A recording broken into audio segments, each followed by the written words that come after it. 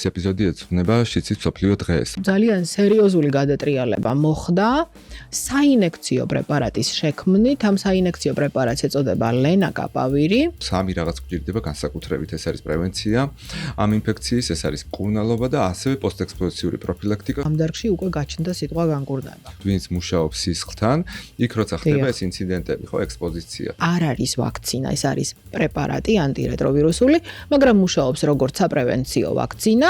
ჩემი 25 წლიანი პრაქტიკის მანძილზე არც მახსოვს, რომ მკურნალობაზე მყოფ ორსულს აივ პოზიტიური ახალშობილი შეეძინოს. აივ ინფექციის შემთხვევაში თუნდაც პაციენტი მკურნალობდესო, იქაც გვაქვსო ეს აჩქარებული დაბერების პროცესიო. შეიძლება რომ მონოკლონურმა ანტისხეულმა, ფართოდ მანეიტრალიზებელი მოქმედების მონოკლონურმა ანტისხეულმა გაჭრას აი ეს ინტეგრირებული RNA ამოიღოს DNM-დან, DNM გაამთლიანოს და გამოიწვიოს გამოჯამრთელება. არის ესეთი რაღაცა პაციენტების შემთხვევები აღწერილი, როცა ისინი არიან აივდადებითები, არ მკურნალობენ და ვირუსი არ მრავლდება. ერთი გამოვლენილი ადამიანის უკან საშუალოდ დგას 3-5 გამოვლენელი ადამიანი. ამ დარგში არ ვიმუშავებდი არც ერთი დღე, რომ არ მქონდეს იმის იმედი, რომ ყველა ჩემი მეგობარი პაციენტი, რომლებთან ამდენი წელი მომდივარ, გამოჯამრთელდება.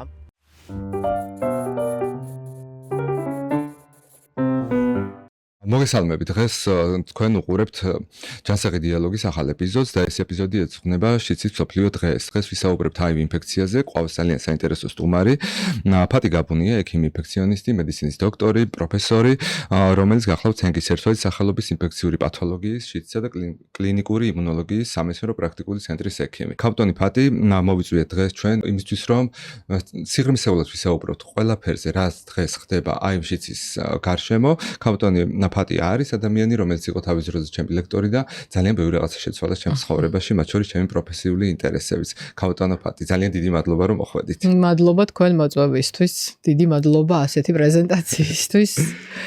ქავტონო ფატი. მოდი დავიწყოთ იმით, დღეს არის 1 დეკემბერი და რატო აღინიშნება დღეს ეს დღე? რას უკავშირდება და წელს რა არის, რამე ესეთ თუ გვაქვს სპეციფიკური დევიზი, ლოზუნგი და ასე შემდეგ. კი ბატონო, 1 დეკემბერი გახლავთ შიცის მსოფლიო დღე.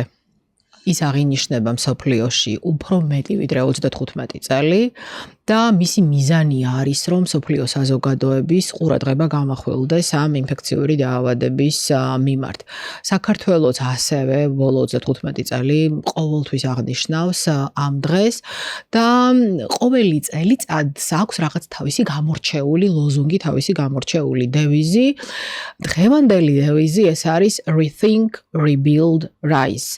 ანუ ეს გახლავთ დევიზი, რომელიც გვეუბნება, რომ დავძლიოთ სირთულეები, დავფიქრდეთ და გავაკეთოთ ყველაფერი იმისთვის, რომ ეს პრობლემა იყოს მინიმუმი და საზოგადოებრივი ჯანდაცვის სისტემის ნაკლები პრობლემა და ნაკლები ტვირთი. ქავტონო ფატი, მე აღმოვაჩინე რა, ეს ახლა ალბათ ისედაც ნათელია, რომ ძალიან ბევრი რესურსის შესახებ, რომელიც დღეს გვაქვს აივ ინფექციის წინააღმდეგ ადამიანების ძალიან დიდმა ნაწილმა, მათ შორის პროფესიულმა ჯგუფებმა, ვისაც შეიძლება განსაკუთრებით მნიშვნელოვანი იყოს, ძალიან ბევრი რაღაც არ იცის. და თქვენ ხშირად ამბობთ ხოლმე ეს ერთ-ერთ ბოლო ინტერვიუში, რომელიც ჩვენ სხვა პოდკასტში თქვენ საუბრობდით იმაზე, რომ აივ ინფექცია შიცი არის ერთ-ერთი ყველაზე კარგად მართული ქრონიკული დაავადება დღესდღეობით. დღეს ჩვენ როცა ვსაუბრობთ ინფექციური დაავადებებზე, განსაკუთრებით როცა სისხლით გაადებად ინფექციებზე ვსაუბრობთ, ხო, 3 რაღაც გვჭირდება განსაკუთრებით, ეს არის პრევენცია ამ ინფექციის, ეს არის მკურნალობა და ასევე პოსტექსპოზიციური პროფილაქტიკა, რომელიც ძალიან მნიშვნელოვანია ინციდენტების თავიდან ასარიდებლად, ან შემდგომში გართულებების თავიდან ასარიდებლად. მოდი დავიწყოთ აი ამით, თავიდანვე რომ შევკრათ, რა ინსტრუმენტები გვაქვს დღეს აივ ინფექციასთან დაკავშირებით. კი ბატონო, მოგახსენებთ. პირველადი პრევენცია საზოგადოებაში. პირველადი პრევენცია იმისთვის, რომ ყველა ჯანმრთელი ადამიანი დარჩეს ჯანმრთელი, მაინც ამის ქვაკუთხედს წარმოადგენს ინფორმირება, ცოდნა, განათლება. პირადად ჩემი პოზიცია არის ასეთი, რომ პირველადი პრევენციისთვის აუცილებელია მაქსიმალური ინფორმირება საზოგადოების ყველა ფენის, განსაკუთრებულად ახალგაზრდების. და თელს მსოფლიოში ძალიან სერიოზული პრევენცია და პრომოცია მიმართული არის პრეექსპოზიციური პროფილაქტიკისკენ. ჯანმრთელი ადამიანები რომ დარჩნენ ჯანმრთელები ამისთვის შექმნილი არის ძალიან დიდი პანელი ღონისძიებების და გარდა მედიის, გარდა ინფორმირების, გარდა განათლების ამაში შედის ასევე პრეპარატიც. ეხლა ეს პრეპარატი ხელმისაწვდომი უნდა იყოს მთელს მსოფლიოში და საქართველოში ხელმისაწვდომია, ეწოდება ტენოფოვერ ემტრიციტაბინი, ენიშნება ჯანმრთელ ადამიანს იმისთვის რომ ის დარჩეს ჯანმრთელი მანამდე სანამ იპოვის ერთგულ პარტნიორს თუმცა ძალიან სერიოზული გადატრიალება მოხდა საინექციო პრეპარატის შექმნით ამ საინექციო პრეპარატს ეწოდება ლენაკაპავირი 6 თვეში ერთხელ კეთდება ეს არ არის ვაქცინა ეს არის პრეპარატი ანტირეტროვირუსული მაგრამ მუშაობს როგორც საპრევენციო ვაქცინა და 6 თვეში ერთხელ გაკეთების შემთხვევაში ადამიანი რჩება ჯანმრთელი მიუხედავად იმისა ექნება მას რაიმე რისკი სარისკო ქცევა თუ არ ექნება ეს გახლავთ პირველი კომპონენტი იმისთვის რომ თავიდან ავიცილოთ ახალი შემთხვევები. ეხლა თუ მეორე ნაწილზე გადავალთ იმას ვიზამ რომ ჩვენთანაც მედიაში აქტიურად შუქდებოდა ეს ამბავი როცა შემუშავდა ხო ეს მიმდინარე წლის ამბავია ჯერ FDA-ს გან მიიღო თანხმობა შემდგომში უკვე ევროპის მარეგულირებლისგანაც და ხო შუქდებოდა ესე რომ შეიქმნა HIV ინფექციაში ის ვაქცინა რაც ტერმინოლოგიურად თვალსწორი არ არის ეს პლატფორმა არ არის ხო ეს ანტიგენზე დაფუძნებული პლატფორმა არ არის რაც არის ვაქცინა ეს არის აი ეს ადრე დღესაც რაც გვაქვს ხო და მანამდე უფრო ადრე რაც ქონდა ეს იყო medicament ისინი აბები არის რომელსაც ვიღებთ პრევენციისთვის და ამის ინექციური ვარიანტი რომელიც გამოვიდა და რომელსაც უფრო მეტი ეფექტურობა აჩვენდა 99.99% ეფექტურობის და ყველაზე მთავარი რაც არის ლენაკაპავირზე იცით არის ის რომ მას შეუძლია ნებისმიერი HIV სუბტიპის პრევენცია მოახდინოს რომელ აუზშიც არ უნდა ცხოვრობდეს პაციენტი ეს იქნება აზიური შტამი თუ აღმოსავლეთ თუ დასავლეთ ევროპული ამიტომ ნამდვილად ეს ძალიან დიდი მიღწევა და დღეს ჯანდაცვის სოფლიო ორგანიზაციას აქვს ძალიან სერიოზული მისია რომ ეს პრეპარატი გახდეს იაფი ფინანსურად და გეოგრაფიულად ხელმისაწვდომი ყველა ქვეყნისთვის და ყველა ფენისთვის. მეორე კომპონენტი რაც ასევე ძალიან მნიშვნელოვანია ეს გახლავთ პოსტკონტაქტური პრევენცია. პოსტკონტაქტური პრევენცია თუ ვერ მოხდა წინასწარ ამ შემთხვევის თავიდან ნაცილება და უკვე არის ასე ვთქვათ გარკვეული სარისკო ქცევა ან სისხლთან შეხება, ჭხლეტა, თვალში შესხმა პოსტკონტაქტურად რომ ჩაიტაროს პაციენტმა პრევენციული ქიმიო პროფილაქტიკა, რომელიც ასევე ეფუძნება ანტირეტროვირუსულ პრეპარატს, გრძელდება 28 დღე და პრაქტიკულად ნულამდე დაყავს ალბათობა ექსპოზიციის შემდგომ HIV ინფიცირების. ესეც ძალიან მნიშვნელოვანი პროფილაქტიკური ღონისძიება. ეს აი აქ ამ ნაწილზე ვსაუბრობდი წეგა როცა ვამბობდი რომ ინფორმირებულობის შედარებით ინფორმირებულობა გვაქვს, იმიტომ რომ აქ იგულისხმება იგივე დაუცველი სექსის შემთხვევებიც ხო, რაც ფილოფროცუდი შემთხვევებიც შეიძლება იყოს იქ ძალადობის კომპონენტები ამ შემდეგ და ასევე ექიმებისთვის, პროფესიული ჯგუფებისთვის, ვინც მუშაობს სისხლთან, იქ როცა ხდება ეს ინციდენტები ხო, ექსპოზიცია როცა არ ვიცით მაგათი პაციენტის სტატუსი ან შეიძლება იყოს დადასტურებულად დადებითი აი ამ შემთხვევისთვის არის უკვე ეს და ამასაც თავისი დრო აქვს ხო ანუ ექსპოზიციიდან 72 საათზე მეტი არ უნდა იყოს გასული ამას ძალიან დიდი მნიშვნელობა აქვს ეს ერთი ნაწილი მეორე ნაწილი თუ არ ვიცით პაციენტის სტატუსი მაშინ ყველა შემთხვევაში ან ადამიანის სტატუსი ვისთანაც იყო კონტაქტი ყველა შემთხვევაში სჯობს რომ თავიდან ავიცილოთ ამ პრევენციით ან თუ ვიცით პაციენტის სტატუსი აქაც არის ერთი ძალიან მნიშვნელოვანი მომენტი რომ თუ პაციენტი მკურნალობს და ვირუსი არა განსაზღვრადი აქვს ასეთ შემთხვევაში წარმოიდგინეთ რომ პოსტკონტაქტური პრევენცია არ არის ნაჩვენები იმიტომ რომ არა განსაზღვრადი ვირუსული დატვირთვა თავიდან ბოლომდე უდრის არაგადამდებ შემთხვევას ამიტომ არ ინიშნება პოსტკონტაქტური პრევენცია თუ პაციენტი მკურნალობაზეა და ვირუსი არა განსაზღვრადი აქვს და პროფილაქტიკის ძალიან მნიშვნელოვანი ქვაკუთხედი გარდა განათლებისა, გარდა პრეექსპოზიციური პრევენციისა და პოსტკონტაქტური პრევენციისა, ეს არის დედიდან ბავშვზე გადაცემის პრევენცია. ანუ საით მიდის, ასე ვთქვათ, პრევენციის ქვაკუთხედი. არ უნდა გქონდეს არც ერთი ახალი შემთხვევა და არ უნდა დაიბადოს არც ერთი HIV ინფიცირებული ახალშობილი. ამიტომ თელს მსოფლიოში და საქართველოშიც 2005 წლიდან უკლებლივ ყველა ორსულ ქალს უტარდება ტესტირება აივანტის სხეულზე. არა მხოლოდ აივანტის სხეულზე, იქ სხვა გადამდები ინფექციების პანელიც არის, მაგრამ ამ შემთხვევაში აივ ინფექციაზე ვისაუბრებ და თუ აღმოჩნდება აივ პოზიტიური ორსული, ინიშნება მკურნალობა, რომელიც არის 99%-იანი დაცვა დედიდან ბავშვზე აივ ინფექციის გადაცემის, ახალშობილები იბადებიან ჯანმრთელები. და ჩემი 25 წლიანი პრაქტიკის მანძილზე არც მახსოვს, რომ მკურნალობაზე მყოფ ორსულს აივ პოზიტიური ახალშობილი შეეძინოს. ყველა ბავშვი, ვინც დაიბადა მკურნალობაზე მყოფი ორსული დედისგან, ყველა არის ჯანმრთელი. რაც შეეხება მეორე ნაწილს, გამოვლენა. აი მეორე უმნიშვნელოვანესი და მინდა გითხრათ, რომ სოფლიოს აქილევს ის ქუსლი აივ ინფექციის დარგში, ეს გახლავთ გამოვლენა. გამოვლენა, რომელიც იყო ჯანდაცვის სოფლიო ორგანიზაციის ესეთი დევიზი, რომ მივაკვლიოთ და გავტესტოთ, აი იყო ასეთი დევიზი და დღემდე რჩება ეს დევიზი შეუსრულებელი. თუ ყველა აივ პოზიტიურს გამოვიკვლევთ და ყველას ვუმკურნალებთ და ყველას ვირუსი არა განსაზღვრადი ექნება, ის იმას ნიშნავს, რომ აღარც ერთი ადამიანი აღარ იქნება აივ ინფექციის წყარო. აი თუ თქვენ ნახავთ ახლა 1 დეკემბრის პრეს რელიზს, რომელიც ჯანმომ გამოუშვა, წერია, რომ აივ პოზიტიური ადამიანების 87%-მა იცის დიაგნოზი. დანარჩენმა არ იცის დიაგნოზი. აი ვინც არ იცის დიაგნოზი, აი ეს კატეგორია არის, ვისაც უნდა მივაკვლიოთ, გავტესტოთ და ვუმკურნალოთ, იმიტომ რომ ისინი არიან, ასე ვთქვათ, რეზერვუარები აივ ინფექციის. თუ თქვა ალბათ არიციან, იმიტომ რომ თვითონ ვირუსის ხასიათიდან გამომდინარე, ხო, ამდენი წელი რომ მიდის სიმპტომად. რა თქმა უნდა, ეს 7-8 წელი მინიმუმ, ხო? ზარმაცი კლასიკური მაგალითი ნელი ვირუსული ინფექციის, რომელიც ორგანიზმში მოხვედრიდან არ იწვევს არანაირ ჩივილს პირველი 7-8 წლის მანძილზე და შეიძლება პაციენტმა ისე იცხოვროს ჯანმრთელად და ჯანსაღად, რომ არც კი მოუვიდეს თავში აზრად, რომ მივიდეს და ტესტი გაიკეთოს და სრულიად შემთხვევით ან ოპერაციის წინა პერიოდში გამოიკვლევენ თუ დაგეგმა ან დონაციის დროს შეიძლება დაისვას დიაგნოზი. ამიტომ ძალიან დიდი მნიშვნელობა აქვს, რომ რაღაცნაირად გამოვლენა იყოს მაქსიმუმამდე აყვანილი.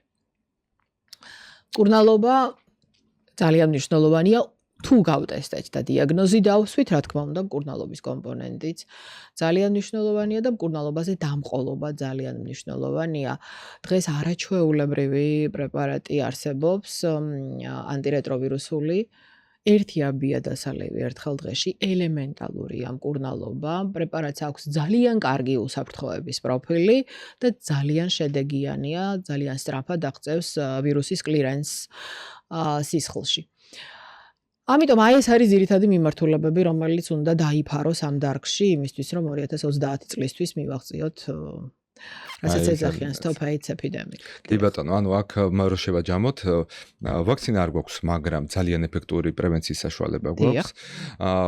ნუ სხვა შემთხვევებში თუ იმუნოგლობულინებს ვიყენებთ ხოლმე მაგალითად პოსტექსპოზიციური, ანუ შემთხვევის შემდგომი ექსპოზიცია პროფილაქტიკისთვის, ამ შემთხვევაში ისევ მედიკამენტი სხვა რამე გვაქვს, მაგრამ ისიც ძალიან ეფექტური გვაქვს და მკურნალობაც ეხლა ჰეპატიტივით თუნდაც განკურნებას ვერ ვახცევთ ამ ეტაპზე, რა ინსტრუმენტის გვაქვს, რა მედიკამენტის გვაქვს, მაგრამ ანტირეტროვირუსული თერაპია ახდენს იმას, რომ ვირუსი აღარ მრავლდება ჩვენს ორგანიზმში და დაბალი კონცენტრაცია გვაქვს, ფაქტობრივად მიუკვლევადი არის ეს ვირუსი და აქედან გამომდინარე არავითარი საფრთხე აღარ ემუქრება ადამიანის ჯანმრთელობას, ხო ესეა?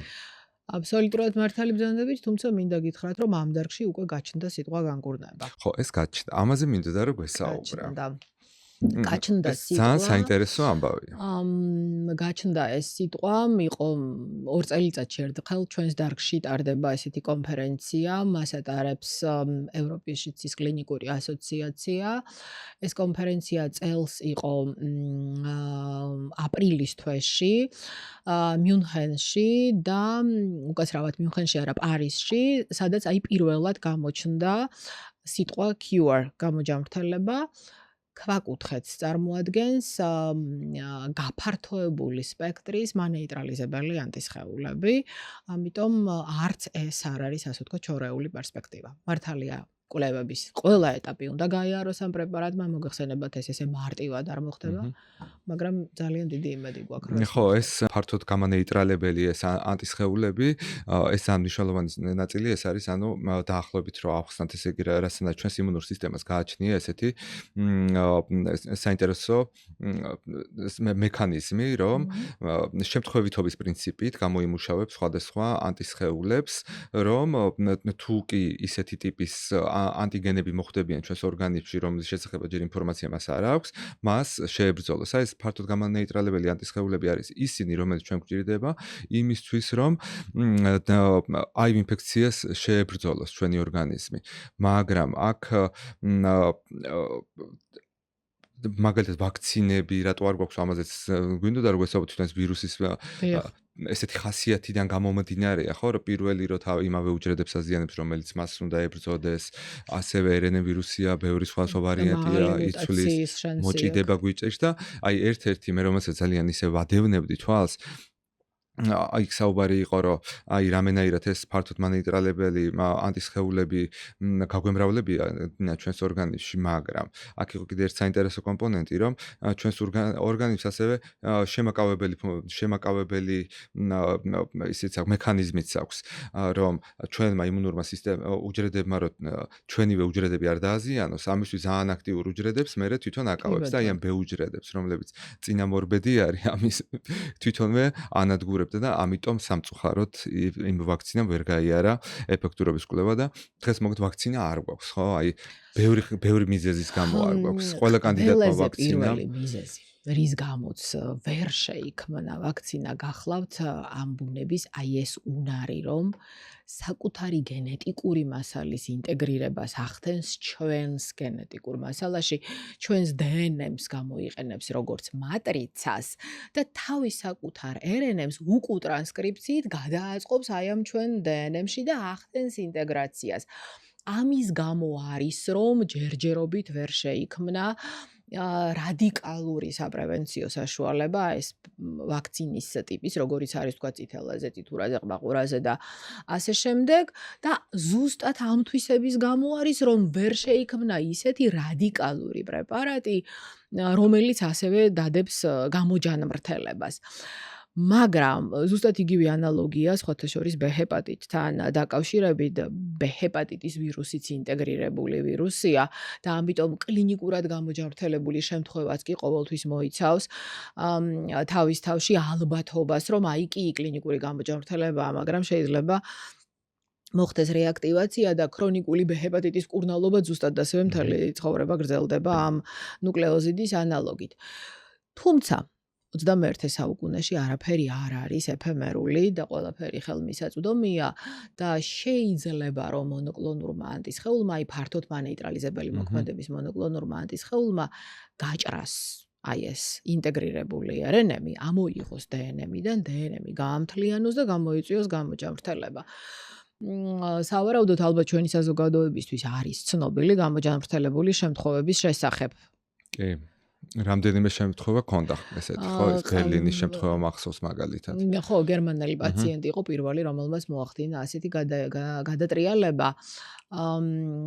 იქ მოხდა დასხივება პაციენტის იმის გამო, რომ იყო ჰემატოლოგიური ონკოლოგია და ამ შემდეგ ძვლის ტვინის გადანერგვა. თუმცა ისეთი ძვლის ტვინი გადაინერგა, რომელსაც არ ქონდა კორეცეპტორი მუტაცია იყო და კორეცეპტორი არ ქონდა, რომ ვირუსის ინტეგრირება მომხდარიყო. ამიტომ რესურსი დიდია, შესაძლებლობა დიდია, ადამიანის ინტელექტი ნამდვილად განუსაზღვრელი და მიუწვდომელია.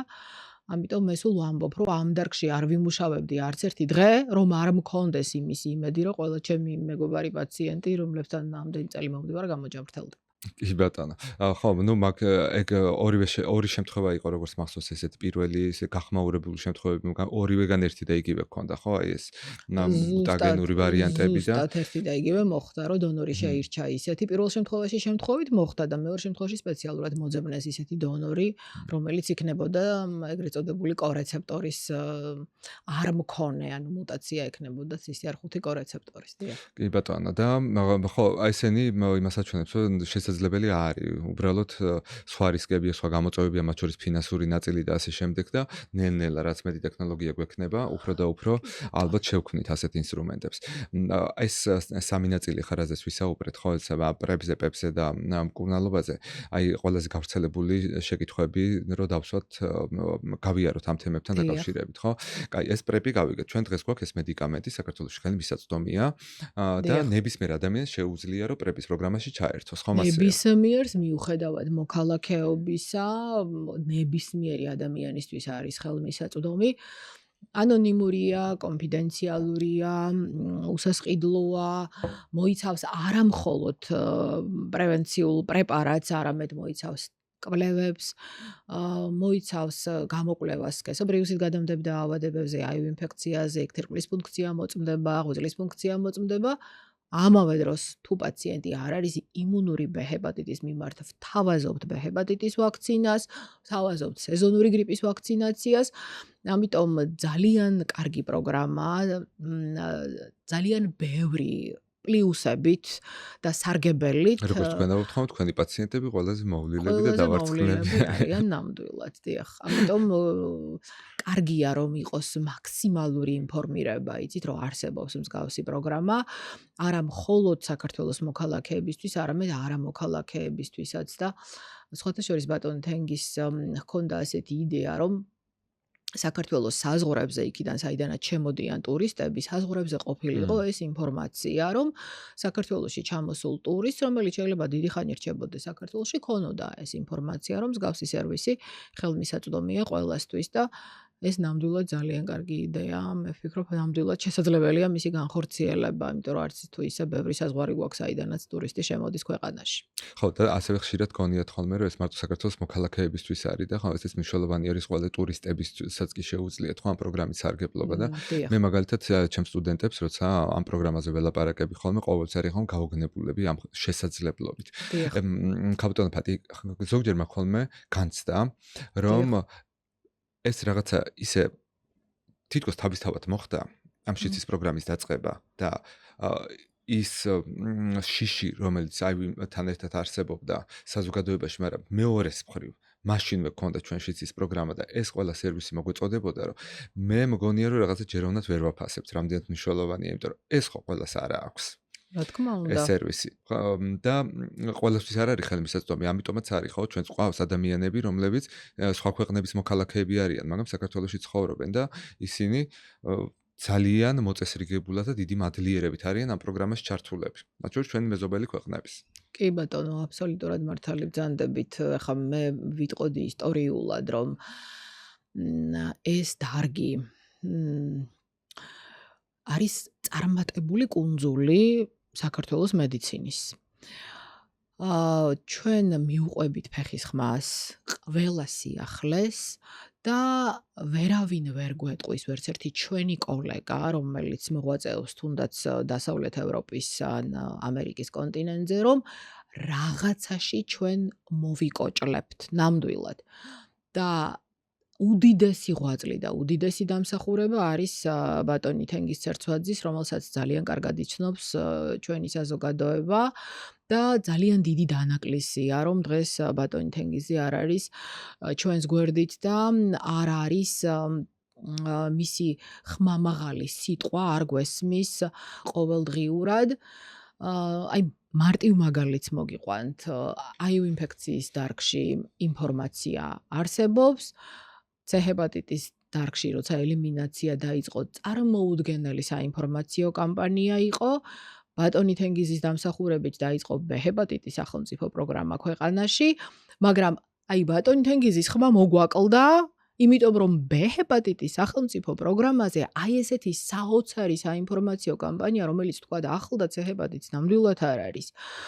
ამიტომ ხო, ძალიან ცოტა მიცის ამ პროგრამის ძალიან შესახებ. ცოტა მიცის. ამ დროს იცით საოცარი უნიკალური პროგრამაა, გარდა იმისა, რომ იძლევა შესაძლებლობას გამოკვლევის, იძლევა შესაძლებლობას, რომ ყველა ოჯახის წევრი გამოვიკვლიოთ და ვაქცინა შევთავაზოთ. ანუ თავიდან ავიცილოთ არა მხოლოდ B ჰეპატიტის ახალი შემთხვევები, არამედ დელტა ჰეპატიტის ახალი შემთხვევებიც ავტომატურად. ეგრეთ წოდებული D ჰეპატიტზე საუბარი. და ის რომ ჩვენს ქვეყანაში ასეთი კარგი და წარმატებულია აი ინფექციაშიც ის მართვა, კლინიკური მართვა, რა თქმა უნდა, თავიდან ბოლომდე ბატონი თენგიზი ზღვაწლია და ჩვენ ვინც დავრჩით მისი მოსწავლეები და მე ძალიან ამაყი ვარ და ბედნიერი ვარ, რომ ბატონი თენგიზის თანამებრძოლი ვიყავი, ჩვენი ვალდებულებაა, რომ შევინარჩუნოთ ეს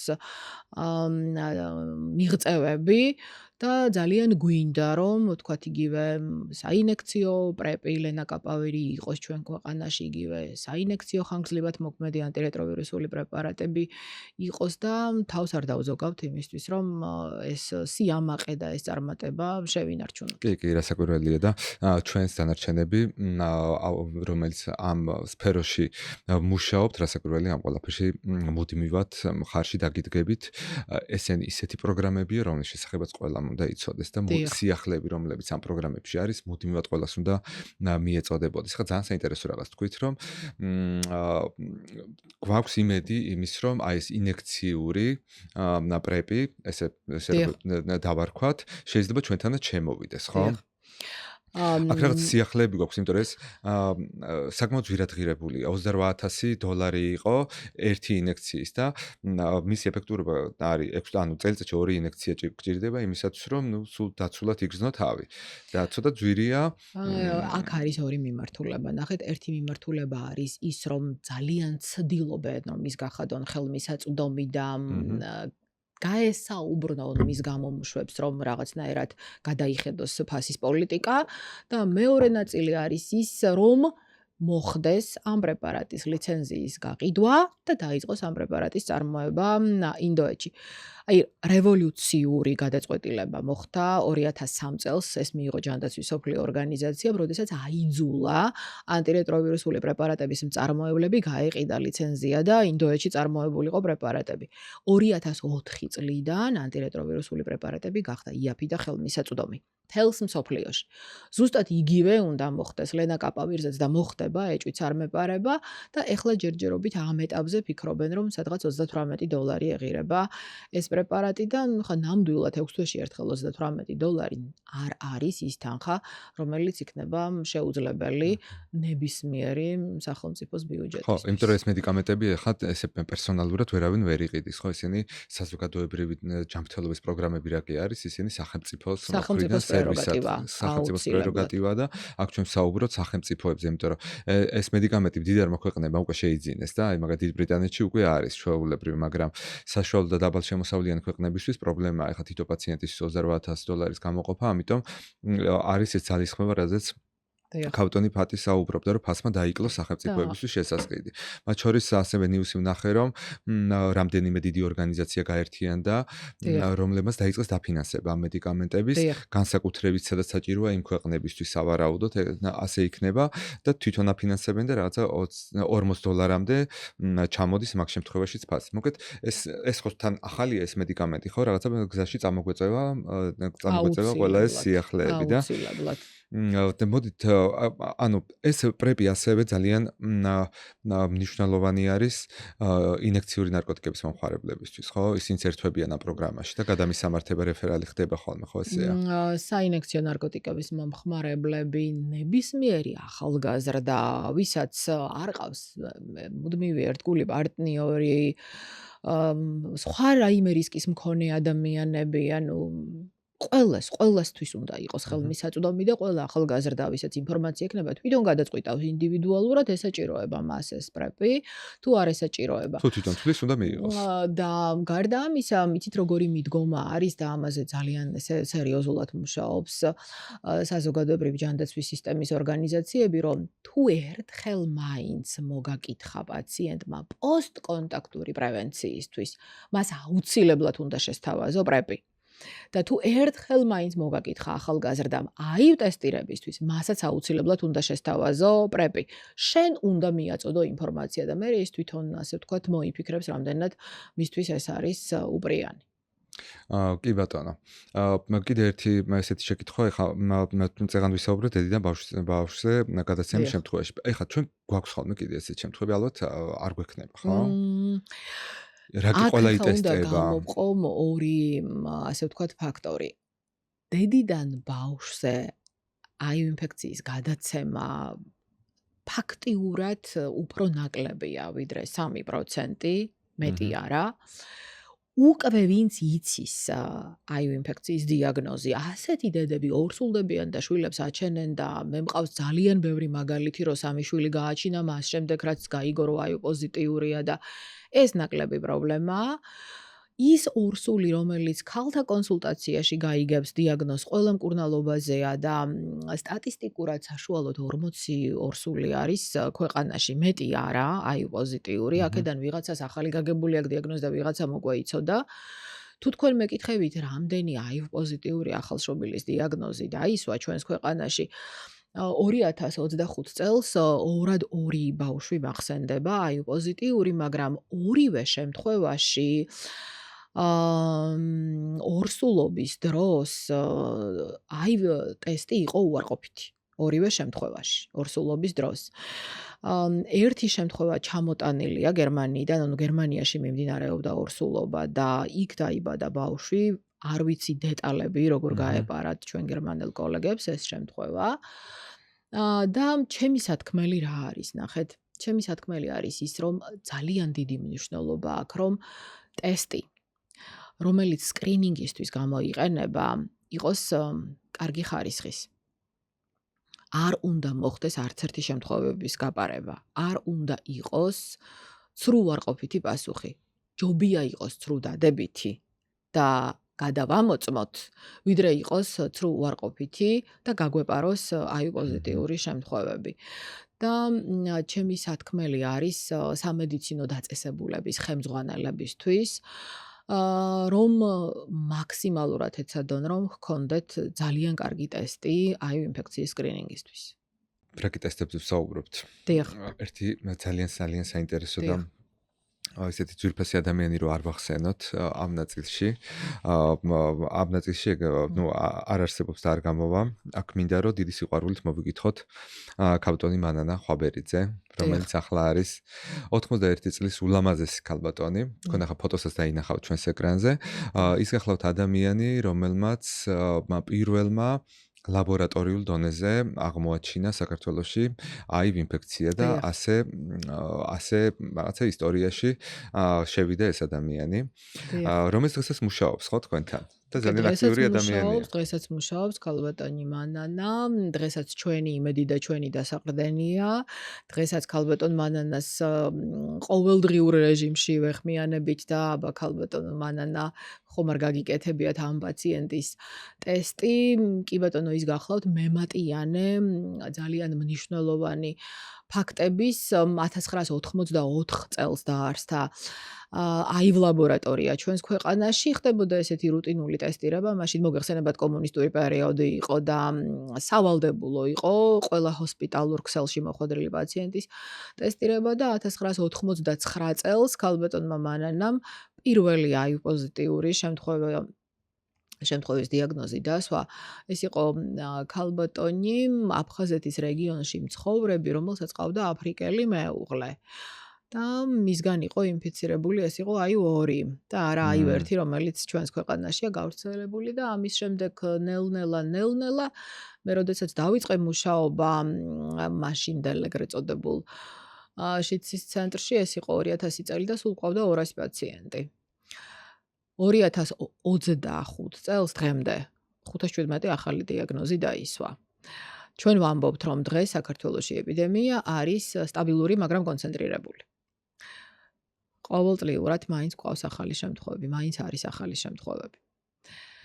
და ქალბატონი მანანა გახლავთ ის ქალბატონი, რომელიც გვეუბნება ხოლმე ამ აი პოზიტიურ დიაგნოზს, მე არ ვიცი რამდენად ეს მისთვის ასიამოვნო ფაქტია, მაგრამ არ იქნება სწორი დიაგნოზი მაინც სწორი მკურნალობის ქვაკუთხედია, ასე ამ რომ თვალსაზრისით შეხედავ რომ ამ ადამიანის შემდეგ ყველანაირი სერვისი გვაქვს რომ ვის ჯანმრთელობა საფრთხე აღარ დაამოქმედებს ჩვენ აღმოვაჩინეთ და ვიპოვეთ ეს რა თქმა უნდა ძალიან დადებითი ამბავია ხო ამ საკითხთან დაკავშირებით მინდოდა კითხვის დასმა იმიტომ რომ გასულ წესაც ძალიან ბევრი არასწორი ინფორმაცია ვრცელდებოდა საქართველოში აი ინფექციის სტატისტიკასთან დაკავშირებით რაღაც შემთხვევების გრანდიოზულ მატებაზე იყო საუბარი და ასე შემდეგ ამასაც ახლა მაგრამ ზოგადად აღმოსავლეთ ევროპის რეგიონში რომ იმატებს მონაცემები ესეც ვიცით აი ჩვენთან როგორია რეალური სურათი მე გეტყვით თქვენ რას უკავშირდებოდა ეს აჟიოტაჟი და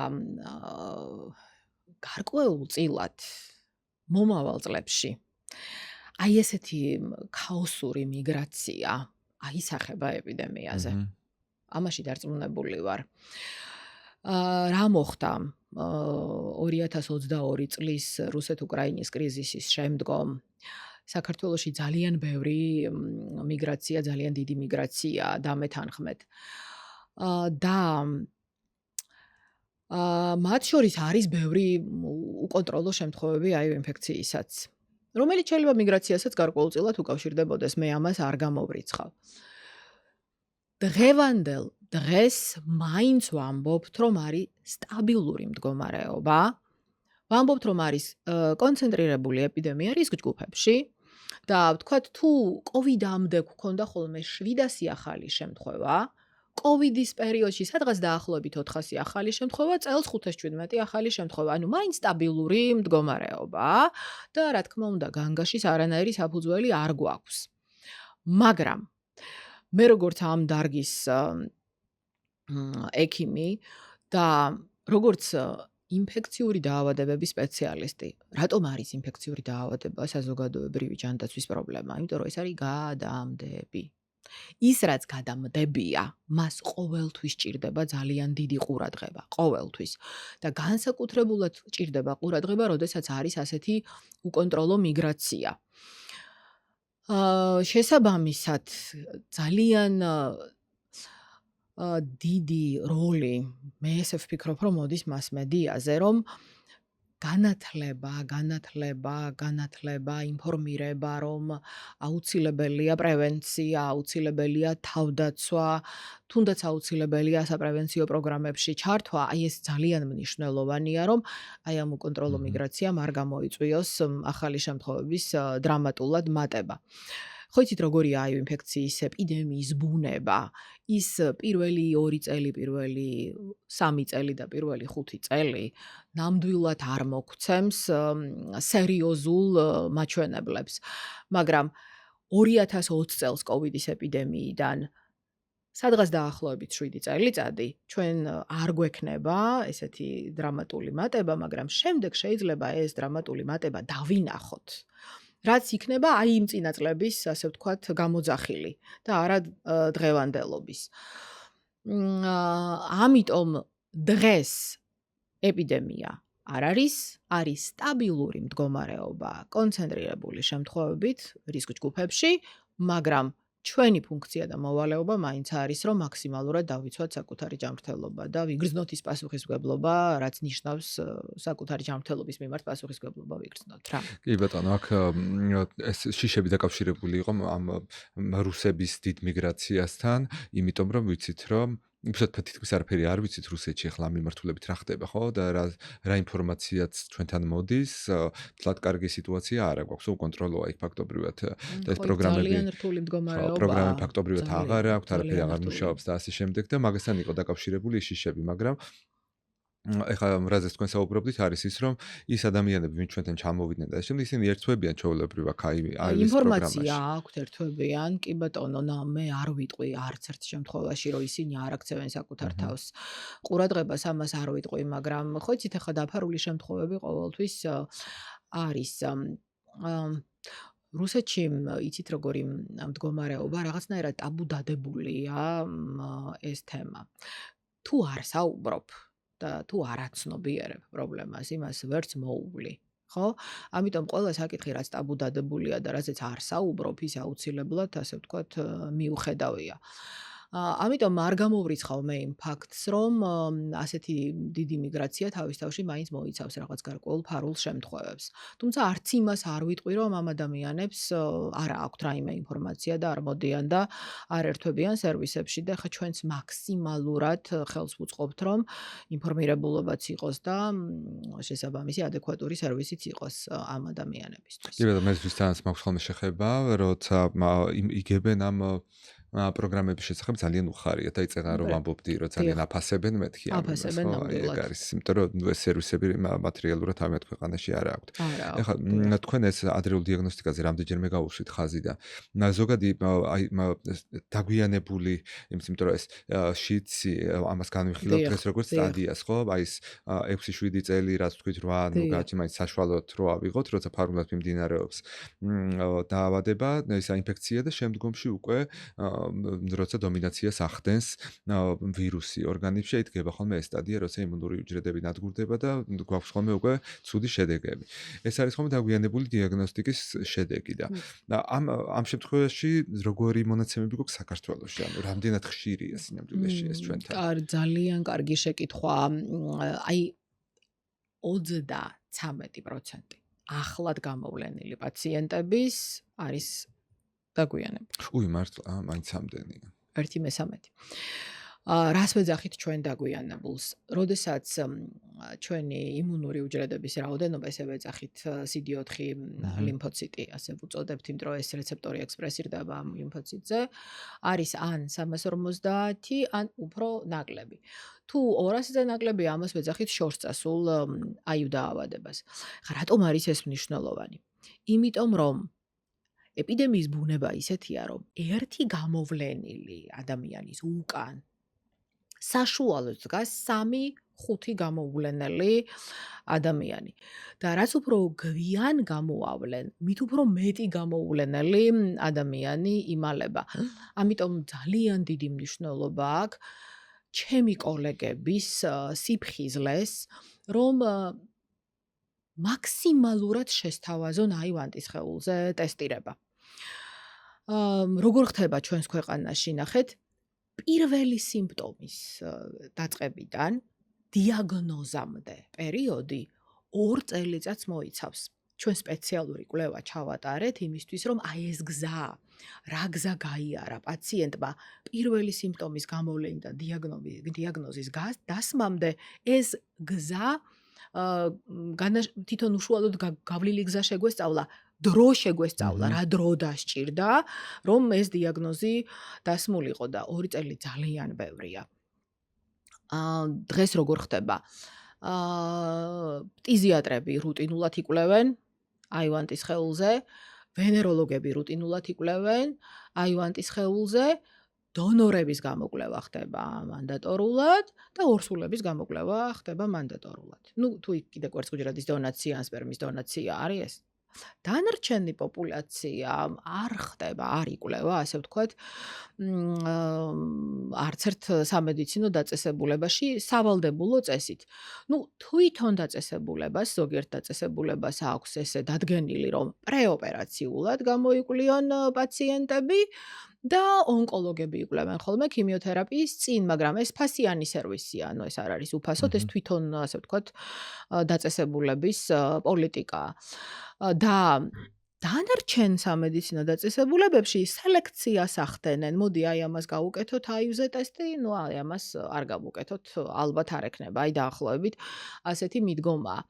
მაშინ, როდესაც ჩვენს ქვეყანაში C-ჰეპატიტის ელიმინაციის გამო განკარგულება არსებობს, რომ ყველა პაციენტს ანტიცე უნდა უკეთდებოდეს. აი ამ სავალდებულო ანტიცეზე უნდა იყოს მიბმული სავალდებულო აივანტის სხეულიც. B-ჰეპატიტიც.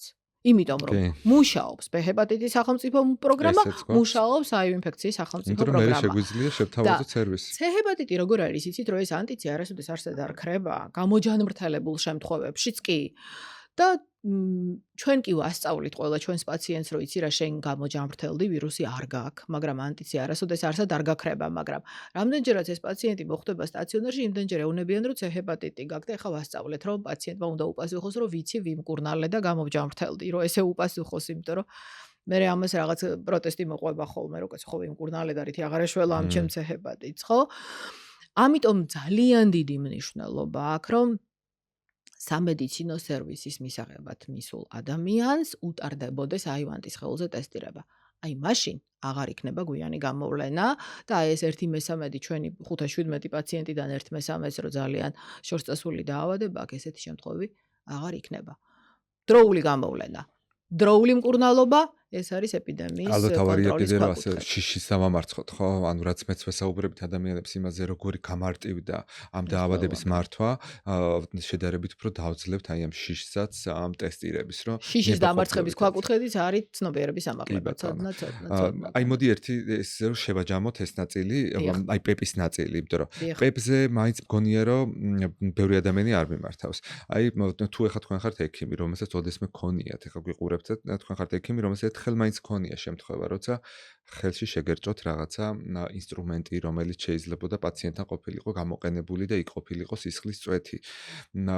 ალბათ ბუნებრივად ახლავს ხოლმე ამას გარკვეული შიშები, ფიქრი და ასე ხო არ იქნება, ისე ხო არ იქნება.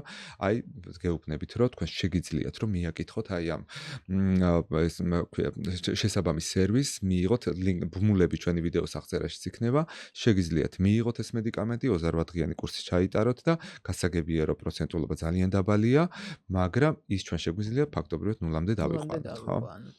და თუ კი რაღაცის გამო გერიდებათ, ხო, იქ შეუძლიათ ხავტონფათით რამე არ შემეშალოს, რომ მოვიდეს და თქვას, რომ არის ზურა პალხანიშვილი, ხო ასეა? კი ბატონო. ანონიმურია პროგრამა. რაც უნდა ის თქვა. ნების სახელი ბაბუის გვარი, რა ვიცი, ნებისმიერ კომბინაცია, არავის არ გვაინტერესებს, რაღაც 15 ნიშნა კოდს ვადგენთ და დასრულდა ამითი.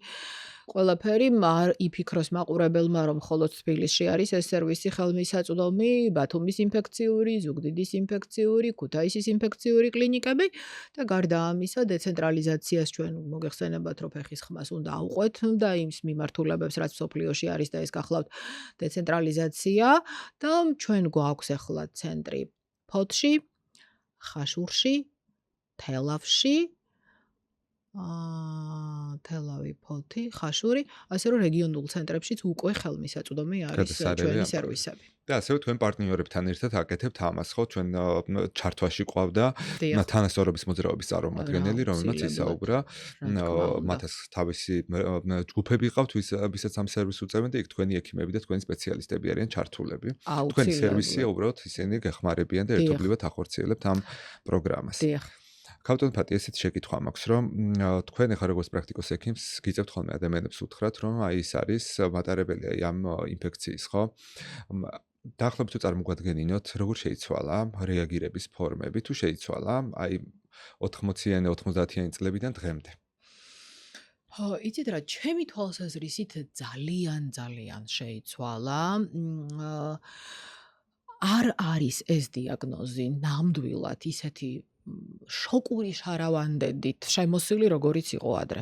ნამდვილად. ჩვენთვისაც ამ დარგში მომუშავე ექიმებისთვისაც ეს ყველაფერი საკმაოდ გამარტივდა დროთა განმავლობაში, იმიტომ რომ პრეპარატები დაიხვეწა, გვერდითი ეფექტები შემცირდა, გაჩნდა ძალიან ბევრი ლაბორატორიული სერვისი, რომელიც ძალიან კარგად და ძალიან კორექტულად გვეხმარება დაავადების სტადიის შეფასებაში. და პაციენტებიც მინდა გითხრათ, რომ ძალიან განათლებულები წამოვიდნენ ამ ბოლო დროს და ზოგჯერ აქეთ ისეთ შეკითხვას დასვამენ ხოლმე, რომ ნუ ჩემთვის ეს ძალიან სასიამოვნოა, იმიტომ რომ განათლებული პაციენტი კიდევ უფრო მარტივი სამართავია.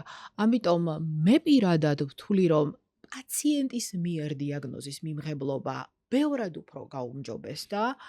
მე ვთვლი, რომ საზოგადოების მიერ რეაგირება ამ დიაგნოზზე ბევრად უფრო გაუმჯობესდა და ნამდვილად აღარ არის ეს დაავადება ისეთი სტიგმატიზებული, როგორიც იყო ძალიან დიდი ხნის წინ და წლების წინ. ჩემთვისაც ამ დარგში მუშაობა ნამდვილად ვებრალად უფრო იოლია ამ თვალსაზრისით, ანუ ემოციური ფაქტორის თვალსაზრისით ნამდვილად. იმიტომ მე მგონი თან ის სტიგმის ნაწილიც შორდება ხო რომ ეს მაინც და მაინც ვიღაცა კონკრეტული ჯგუფებისთვის არის და ძალიან დიდი ხანია ეს დაავადება გახდა უკვე ფართო საზოგადოების ფენებისთვის ჩვეული და მიღებული და ნამდვილად აღარ არის ის ასოცირებული რაღაც კონკრეტულ რისკ ჯგუფებთან. ეგ დიდი ხანია. ნამდვილად. ამანაც ალბათ გამოიწვია ის რომ რა თქმა ხო უნდა. აი ეს სტიგმის მომენტი და სირცხვილის მომენტი რომ აღარ ახლავს ამ დაავადებას შესაბამისად ნაკლები შოკური ეფექტი შეიძლება ქონდეს ადამიანებს ამას დამატებული ზემოდან ძალიან კარგი სერვისი, რომელიც შეიძლება გქონდეთ. თან ეს სერვისებიც როგორი ხვეწება, ხო? მე მახსოვს თქვენ, როცა ჩემი ლექტორი იყავით და მაშინ რომ საუბრობდით ხოლმე ამ საკითხებზე, იმ პერიოდის სერვისი მახსოვს, რომ თქვენი თანამშრომლები, აი ხო სწორად მახსოვს, რომ საკვებს პროდუქტებსაც უგზავნიდით ხოლმე მარშრუტკებით ადამიანებს ოჯახებში. იყო ასეთი პერიოდი, კი, ნამდვილად იყო ასეთი რომ მათ პერიოდი. ქონოდათ შეძლებოდა საკუთარ ჯანმრთელობაზე ზრუნვა და ასე შემდეგ, ხო? ნამდვილად. კი ბატონო, აი ხა ჩვენ ასევე ვახსენეთ ეს ეგრეთ წოდებული U2, ხო? აღმოუჩენელი და არაგადამდები. ეს არის ის, რასაც დღეს ვახცევთ ჩვენ თანამედროვე მკურნალობით. ანუ ეს ნიშნავს, რომ თუ კი ვარ ამ ანტირეტროვირუსულ თერაპიაზე, ანუ მკურნალობ HIV ინფექციას, მე ვატარებ აი ამ სტატუსს. აქ არსებობს კიდევ ხა რამდენიმე შეკითხვა, როცა ჩვენ ამ არაგადამდებზე ვსაუბრობთ. მარტო სქესობრივი გზით არაგადამდებიც იგულისხმება, თუ სხვა გადაცემის გზები, რომლებიც გვაქვს, იქაც გვაქვს იგივე შედეგი. ნუ არაგადამდები არის ადამიანი, პირდაპირ ესე წერია, რომ იურას ნიშნავს untransmissible, ხო პირველია SOA. ანუ undetectable means untransmissible. არაგანსაზღვრადი ნიშნავს არაგადამდებს. არაგადამდებს ნებისმიერი იმ გზით, რა გზაზეც ჩვენ ვსაუბრობთ, ხო, რა გზით გადადის აი ინფექცია. სისხლი? დედიდან ბავშვზე? სქესობრივი. დედიდან ბავშვზე არ გადადის სქესობრივი გზით. არ გადადის სისხლის გზით. არ გადადის. სწორედ ამიტომ ვთქვი მე, რომ თუ რომელიმე კოლეგას შემთხვევით ეჭხვლიტა ნემსი, ისეთი პაციენტის, რომელსაც არაგანსაზღვრადი ვირუსი აქვს, პოსტკონტაქტური პრევენცია არ არის ნაჩვენები. რა თქმა უნდა, ეს არ ნიშნავს იმას, რომ ჩვენ შეგვიძლია ამ პაციენტის სისხლი დონორობისთვის გამოვიყენოთ, არა, მაგრამ მინდა გითხრათ, რომ ასეთი ადამიანის სპერმაში ვირუსი არაგანსაზღვრადია და მას შეუძლია თუ ამისი სურვილი აქვს აიყვანოს სუროგატი დედა. ყველანაირი საფრთხის ჩათვლით სუროგატი დედისთვის.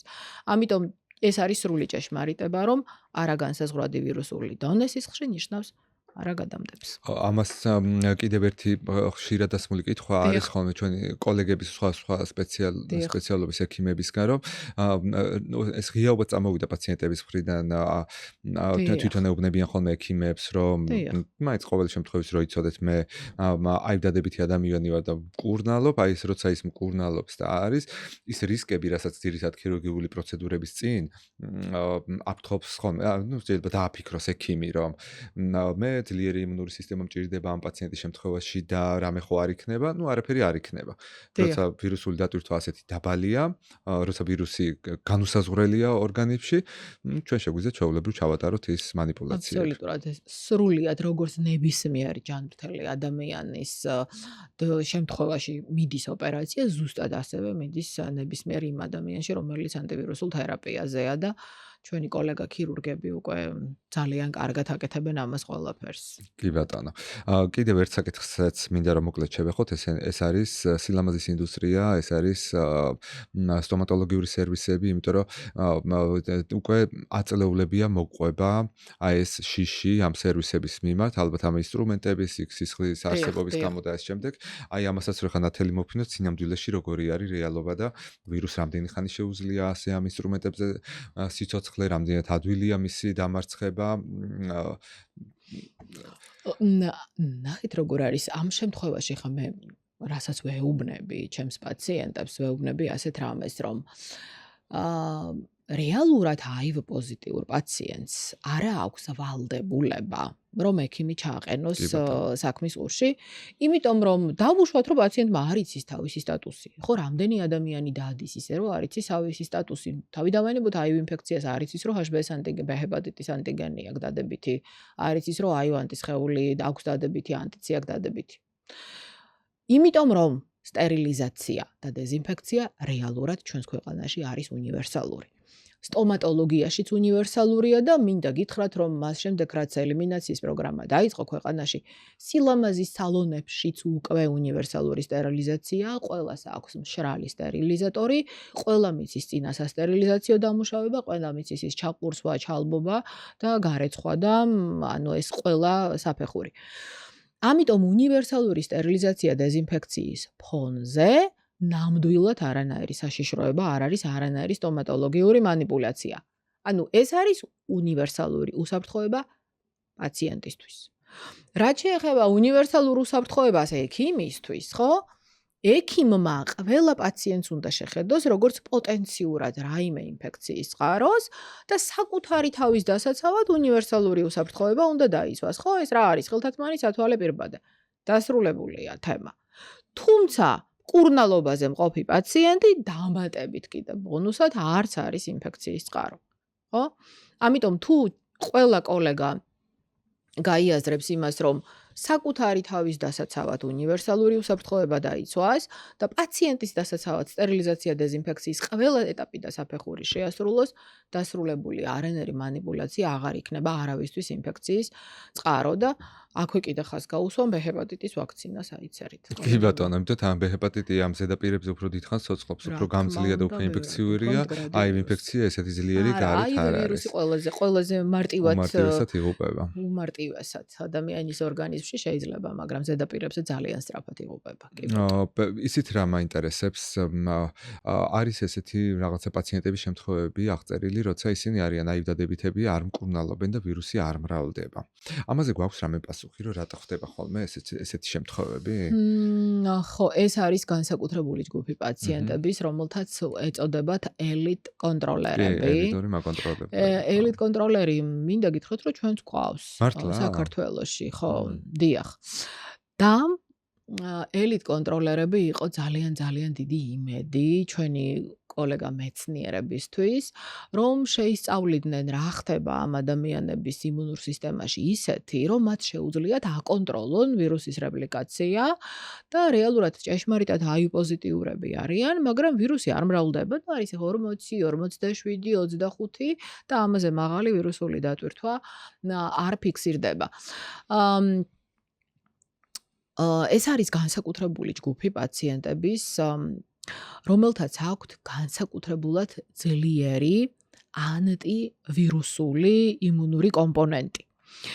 თუმცა მინდა გითხრათ, რომ ვერ დაეხმარენ ისინი მეცნიერებს ვერც ვაქცინის შესაქმნელად, მაგრამ აი ფართომოქმედების მანეიტრალიზებელი მონოკლონური ანტისხეულების შესაქმნელად გარკვეული წვლილი ამ ჯგუფს ადამიანებისას ნამდვილად მიუძღვით. აქ არის ცალკე ასაკითხი, ნახეთ, ითვლება, რომ რაც არ უნდა ელიტ კონტროლერი იყოს პაციენტი, არაკონტროლირებადი აიუ ინფექცია, ანუ მედიკამენტის კონტროლის გარეშე მყოფი აიუ ინფექცია, პროინფლამატორულ, პროანთებით ფაქტორებს მაინც გამოიმუშავებს და აი ამ ანთებითი ფაქტორების გამო მაინც არიან ისინი მიდრეკილი გარკვეული გულსისხლძარღვთა დაავადებებისკენ ან სხვა აიუ ასოცირებული დაავადებებისკენ, ამიტომ ანტივირუსული თერაპია რეალურად მაინც უნდა დაინიშნოს. ხო, ეს საინტერესო საკითხი შეეხეთ, ხო, ამას აჩქარებულ დაბერებას რომ ვუწოდოთ, ხო, იმიტომ რომ ქრონიკული ანთებითი პროცესი მიმდინარეობს ადამიანის ორგანიზმში, ეს მაინც ახდენს, ანუ ბიოლოგიური დაბერების პროცესი მაინც გრძელდება. ასევე ამაზე თეთრ პოდკასტს უსმენდი, სადაც ამ თემაზე იყო საუბარი და აი იმ სტუმარმა ესე გაკვირთ ახსენა, რომ აი ინფექციის შემთხვევაში თუნდაც პაციენტი მკურნალობდესო, იქაც გვაქვსო ეს აჩქარებული დაბერების პროცესიო.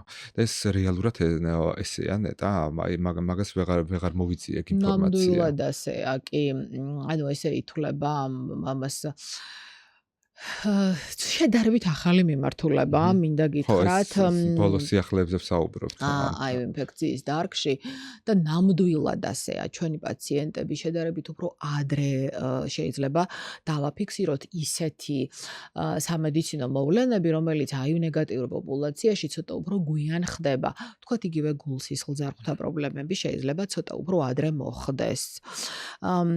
ამიტომ ამ საკითხზე რა თქმა უნდა ძალიან სერიოზული სამუშაოები მიდის და ეხლა ამ ბოლო დროს ითვლება, რომ აი ანტი-ანთებითი მოქმედების გამო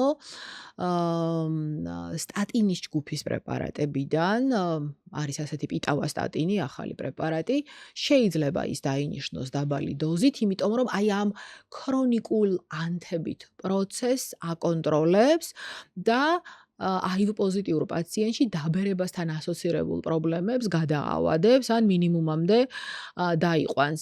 პრინციპში ამ დარგში მომუშავე ექიმებს ეს ამაზე გვაქვს ყველაზე მეტად ყურადღება გამახვილებული.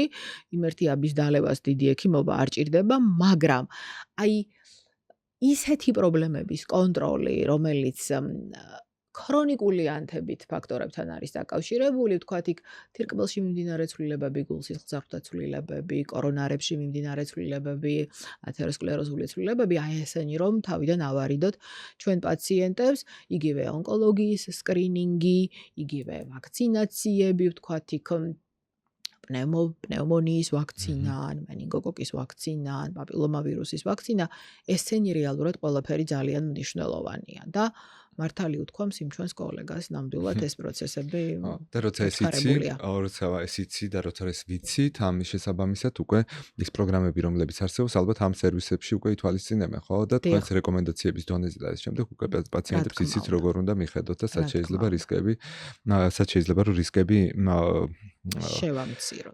კი ბატონო. კიდევ ერთი ის არის თქვენ წეგან ახსენეთ, რომ სხვადასხვა სეროტიპები არსებობს, ხო? აქ პატარა განმარტება რომ გავაკეთოთ, ეს არის RNA ვირუსი, ანუ შიგნით RNA აქვს DNA-ების ნაცვლად, რაც ზოგადად არ არის ხოლმე კარგი ამბავი, როცა ახალ ვირუსს აღმოაჩენთ და შიგნით RNA-ია, იმიტომ რომ არამდგრადი მოლეკულაა, გამრავლების დროს შეცდომებს უშვებს და ეს შეცდომები მაღალი მუტაგენობის პოტენციალი აქვს. ეს არის მუტაციები და შეიძლება სხვადასხვა ბევრი ვარიანტი მივიღოთ ხოლმე. ამის ნათელი მაგალითები, ყველაზე ესეთი კარგი მაგალითები COVID-ია და გრიპია, იმიტომ გვაქვს ამხელა მრავალფეროვნება ამ ინფექციების. არ წყდება ესე იგი აი ეს მითოლოგია HIV ინფექციის წარმოშობის შესახებ და ჩვენ დღეს რასაც მეცნიერების პასუხი გვაქვს, ეს არის ზოონოზური ინფექცია, ხო? გადმოსული სხვა მაიმუნებიდან, სხვა სახეობებიდან. მაგრამ ეს ხო არ არის რაღაცა არაბუნებრივი პროცესი, ეს ხო ბუნებაში ხდება, რა თქმა უნდა, ყოველთვის ხდება, რა თქმა უნდა. ანუ სამშობლო HIV ინფექციის არის აფრიკა. აფრიკაში არიან მაიმუნები, რომელთაც აქვთ მაიმუნის იმუნოდეფიციტის ვირუსი. და მაიმუნის იმუნოდეფიციტის ვირუსმა გადალახა სახეობრივი ბარიერი და გახდა პათოგენური ადამიანისთვის. აფრიკიდან სხვა კონტინენტზე ამ ვირუსის გადატანა მოხდა სრულიად მექანიკურად იაფფასიანი სისხლის დონაციით. რეალურად ესეთი ორი დიდი სუბტიპი არსებობს HIV ვირუსის. ეგრეთ წოდებული HIV-2, იმიტომ რომ უფრო გვიან აღმოაჩინეს, ეს გახლავთ აფრიკაში გავრცელებული იმუნოდეფიციტის ვირუსი და HIV-1, რომელიც გახლავთ აფრიკის კონტინენტის გარეთ, მაგრამ აი ამ HIV-1-საც აქვს თავისი სუბტიპები. B სუბტიპი, A6 სუბტიპი და გარდა ამისა არის კიდევ შერეული სუბტიპები. და აი როდესაც ჩვენ საუბრობთ საინექციო ანტირეტროვირუსულ პრეპარატებზე, აი ამ საინექციო ანტირეტროვირუსული პრეპარატებისთვის ნამდვილად ძალიან დიდი მნიშვნელობა აქვს, რომელი სუბტიპი არის გავრცელებული შენს რეგიონში. ახლა ჩვენ გვაქვს ერთი კვლევა, რომელიც სწავლობს ამ ჩვენს რეგიონში გავრცელებულ სუბტიპებს. და შემდეგ ბევრად უფრო მკაფიოდ გვეცოდინება, რამდენად სამკურნალოდ შევძლებთ რომ გამოვიყენოთ ხანგრძლივი მოქმედების საინექციო პრეპარატები.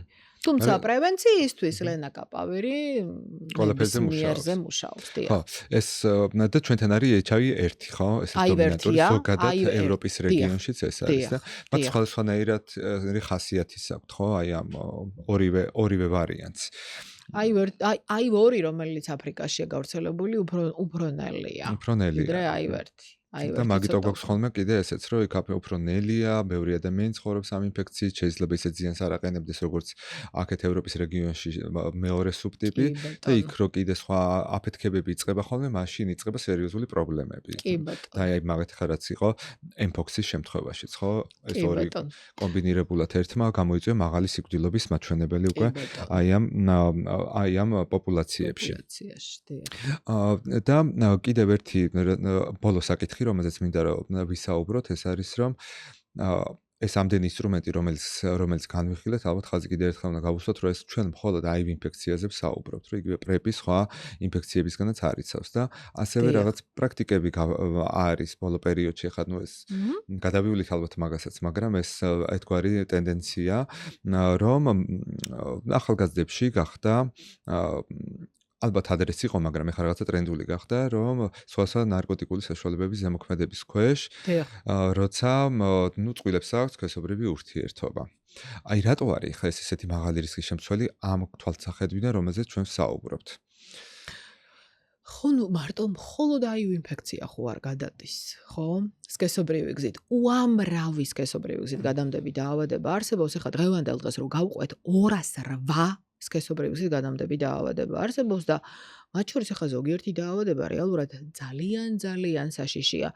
გარდა იმისა, რომ ისინი ვთქვათ იწვევენ სერიოზულ დისკომფორტს, სერიოზულ ზეგავლენას პოტენციალზე, შესაძლებელია იყვნენ მიზეზები პირველადი უნაყოფობის, ძალიან სერიოზული ჯანმრთელობის პრობლემა შექმნან, ამავე დროს ზოგიერთი მათგანი შეიძლება ონკოლოგიური, ასე ვთქვათ, განწყობა გამოიწვიონ და სამომავლოდ ონკოპათოლოგიის მიზეზები იყვნენ.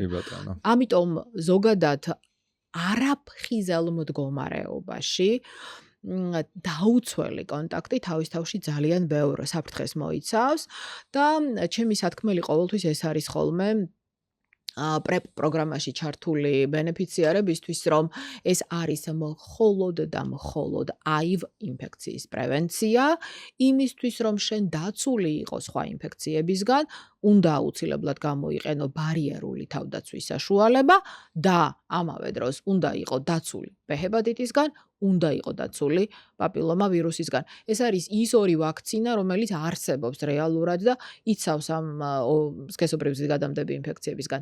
დანარჩენი ვთქვათ სიფილისზე, გონორეაზე, ქლამიდიაზე, ურეაპლაზმაზე და კიდე უამრავ სქესობრივი გადამდები დაავადებისგან უბრალოდ ვაქცინა არ არის შექმნილი, ამიტომ არსებობს ეს ბარიერული თავდაცვის საშუალება. და დიდი ალბათობა რომ როცა ესეთი არ დაფიქრებულად ასეთ პრაქტიკებს იმართავ, ეს ყველაფერი უბრალოდ იგნორირება გააკეთვა ამ ყველაფერს, რითიც ძალიან ზრდი რისკებს და ყოველთვის უნდა გვახსოვდეს, რომ უსაფრთხოება პირველ რიგში და უმთავრესად.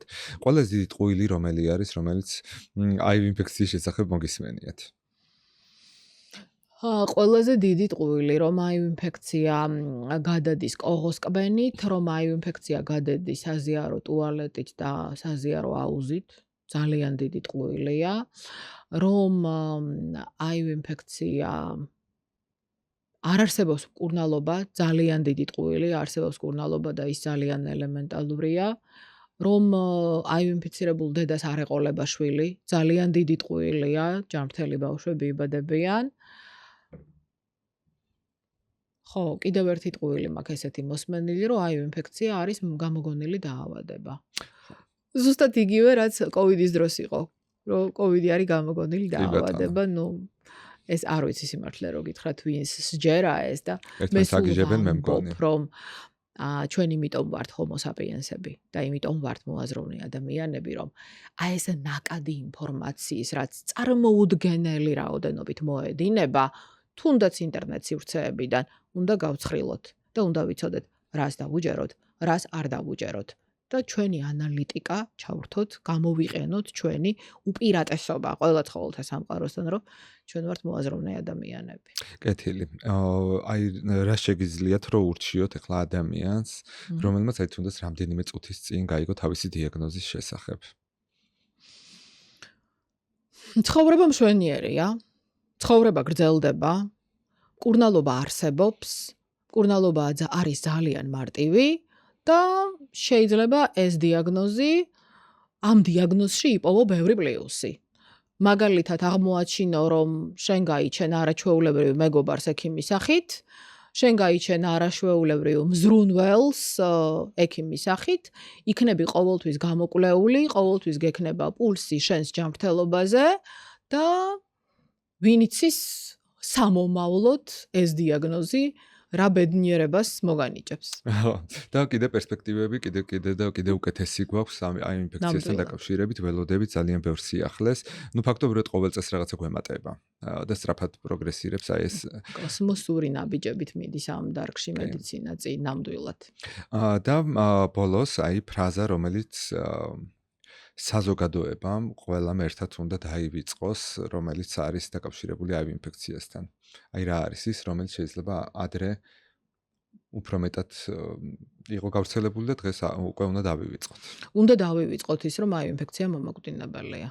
აი ეს ფრაზა უნდა დავივიწყოთ. ეს შარავანდედი ამ დიაგნოზს აღარ ახლავს. აღარ ახლავს და ისედაც ამასაც ვეცნობოდი, რომ ტერმინალურ დაავადებათა სიდანაც ამოიღეს აი ინფექცია. ამოღებულია დიდი ხანია, დიახ. ის არის გადაყვანილი ქრონიკულ მართვაჭ დაავადებათა ნუსხაში. ქავტანო ფატი, არის თუ არა რამე, რაც გინდათ რომ დაამატოთ, ან ისეთი საკითხი, რომელსაც შეიძლება არ შევეხეთ ახლა და თქვენ გინდათ რომ მივაწოდოთ ინფორმაცია ჩვენს მენელს. მინდა რომ ერთი ძალიან დიდი საინფორმაციო კამპანია გაკეთდეს ბ-ჰეპატიტის სახელმწიფო პროგრამაზე. ძალიან მინდა, იმიტომ რომ სულ მაქვს განცდა, რომ რაღაცნაირი ინფორმაციული ვაკუუმია ამ სახელმწიფო პროგრამის მიმართ და მინდა რომ მაქსიმალური ინფორმირება იყოს, იმიტომ რომ როგორც აღმოჩნდა, თურმე ბევრი ქრონიკული ბ-ჰეპატიტით დაავადებულია და მინდა რომ ეს საკითხი იყოს ისეთივე პოპულარული, ინფორმირებული და შემაწუხებელი საინფორმაციო კამპანიის თვალსაზრისით, როგორიც ეს იყო C-ჰეპატიტის დროს. ხო, მეც ვისურვებდი რომ ასეთი პროგრამა, ასეთი საინფორმაციო კამპანია დაწყებულიყო, თუმცა ჩვენი რესურსებით მაქსიმალურად ვცდილობთ რომ გავავრცელოთ ეს ინფორმაცია და კიდევ ერთხელ მოდი აი ხა მივმართავ ჩვენს მენელს და ვეტყვი თქვენ ჩვენს ვებგვერდზე GoWellG შეგიძლიათ ნახოთ ჩვენი გადმოსახედიდან 3 ძალიან მნიშვნელოვანი პროგრამის შესახებ ინფორმაცია. ეს არის AIDS შესახებ ინფორმაცია, ეს არის B-ჰეპატიტის შესახებ ინფორმაცია, ეს არის C-ჰეპატიტის შესახებ ინფორმაცია. ვებგვერდზე რო შეხვალთ, პირდაპირ აი ეს 3 ნაწილი დაგხვდებათ. იქ არის სრული ინფორმაცია მოცემული, რა სერვისები გეკუთვნით და სად შეგიძლიათ ამ სერვისების მიღება.